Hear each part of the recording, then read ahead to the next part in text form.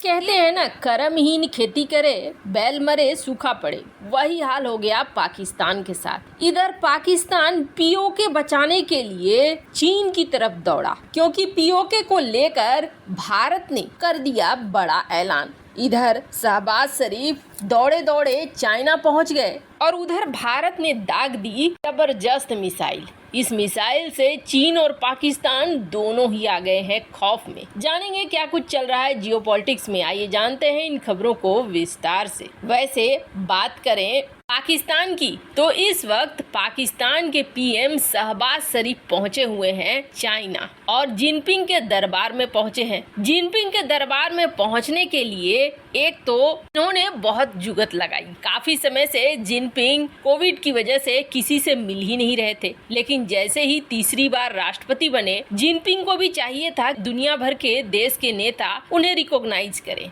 उन्होंने अपने राजदूतों को कहा, एक्टिवेट किया कि बड़े बड़े देश के नेताओं से मुझे बधाई संदेश भिजवाओ और कोशिश करो कि मुझसे मिलने यहाँ चाइना आए। और इसका असर भी देखने को मिला, जैसे कि जर्मनी के चांसलर ओलाफ पहुंच रहे हैं जिनपिंग से मुलाकात करने के लिए, और सबसे पहले वियतनाम के पहुंचे, उन्होंने जिनपिंग से मुलाकात की। और अब पाकिस्तान के प्रधानमंत्री शहबाज शरीफ। हालांकि पाकिस्तान का पहुंचना दो चीज के लिए था, एक हाथ में कटोरा और दूसरी हाथ में पीओके को बचाओ कहते हुए पाकिस्तान पहुंचा था चाइना के पास। हाल में भारत ने एक काफी बड़ा बयान दिया है, जिस बयान के बाद हलचल मच गई कि पीओके पे भारत कर लेगा कब्जा। जैसे ही शहबाज शरीफ वहां पहुंचा, हालांकि उसका स्वागत किया गया। स्वागत करने के बाद दोनों के बीच कई तरह के एमओयू भी कथित तौर पर साइन हुए। इस एमओयू में ये कहा गया कि हम एक दूसरे की लंबे समय तक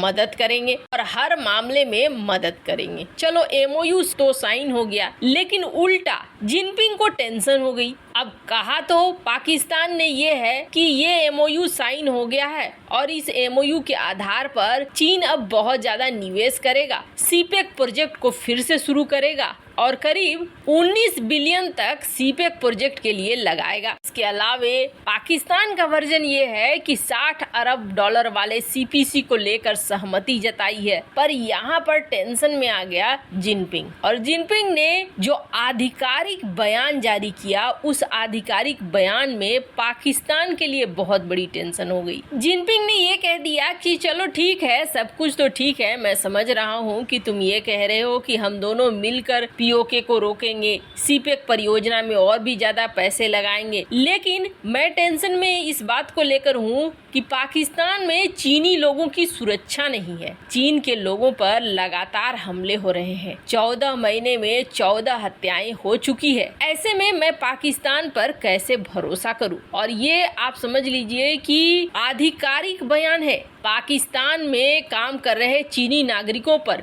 बलूच नेशनलिस्ट आर्मी और कई ग्रुप बार बार हमला करते हैं।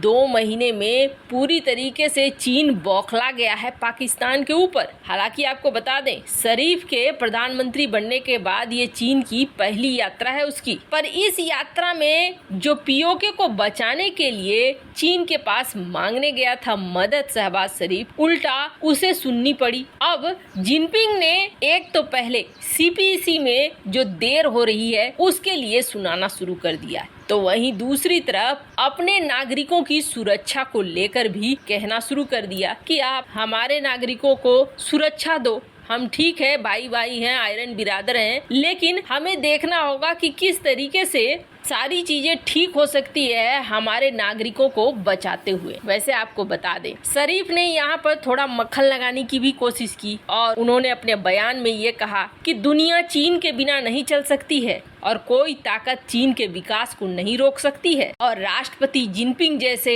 जो दूरदर्शी नेता हैं, ये अगर चीन का नेतृत्व करते रहे तो दुनिया को एक उज्जवल भविष्य की ओर ले जाएंगे। शरीफ ये बोलने से बिल्कुल भी नहीं चूके कि मैं वन चाइना पॉलिसी का समर्थन करता हूँ, क्योंकि उसे पता है कि किस तरीके से चाइना को मक्खन लगाना है। लेकिन इस बार ऐसा लगता है जैसे चाइना पाकिस्तान के इन मक्खन से पिघला नहीं, उसे बस अपनी सुरक्षा की बात है। और ऐसे MOU साइन होते हैं और कूड़े के ढेर में रखे रखे खत्म हो जाते हैं। जहां एक तरफ पाकिस्तान के प्रधानमंत्री शहबाज शरीफ पहुंचे हुए थे चाइना में मदद मांगने के लिए, तो वहीं दूसरी तरफ भारत ने दाग दी तगड़ी मिसाइल। अब S-400 वैसे तो भारत को मिल रहे हैं और भारत इसकी खरीद भी कर रहा है, पर ये इतने आसान नहीं है। एक तो काफी महंगे हैं, ऊपर से ये किसी दूसरे का प्रोडक्ट है। कल को रूस ने अगर नहीं दे पाया किसी कारण आगे के S-400 वगैरह, तो भारत के लिए एक बड़ी टेंशन हो जाएगी कि भारत अपनी सुरक्षा कैसे करेगा। जहां S-400 अपने आप में दुनिया भर के डिफेंस सिस्टम में शेर कहा जाता है, तो वहीं भारत का अब सवा शेर पूरी तरीके से तैयार हो गया है। भारत के BMD सिस्टम में भारत ने अब ऐसी मिसाइलें जोड़ दी है जिन मिसाइलों की रेंज है 5000 किलोमीटर। BMD मतलब बैलिस्टिक मिसाइल डिफेंस। BMD सन 2016 में पूरी तरीके से रेडी हो चुका था, 2006 में बना चुका था। 2006 में भारत, अमेरिका, रूस और इजराइल के बाद चौथा ऐसा देश था जिसके पास एंटी बैलिस्टिक मिसाइल सिस्टम था। भारत में BMD के 2 वर्जन हैं, एक तो पैड यानी कि Prithvi air defence missile system से बनाया गया है लॉन्ग रेंज में टारगेट को हिट करने के लिए, और दूसरा वर्जन है AAD advance missile defence system. ये बेहद खास है क्योंकि नॉर्मली जो बैलिस्टिक मिसाइलें होती है एडवांस वाली, उनको खास तौर पर लो हाइट पर उड़ाने के लिए बनाया जाता है। लो रेंज पे, लो हाइट पे डिटेक्ट कर पाना आसान नहीं होता है। ये हमने देखा जब रूस के युद्धपोत को यूक्रेन ने तबाह किया। यानी एड्स वर्जन बेहद जरूरी है और इसी के लिए भारत ने सबसे तगड़ा वाला परीक्षण किया है और ये परीक्षण पूरी तरीके से सफल रहा है। भारत ने कल ही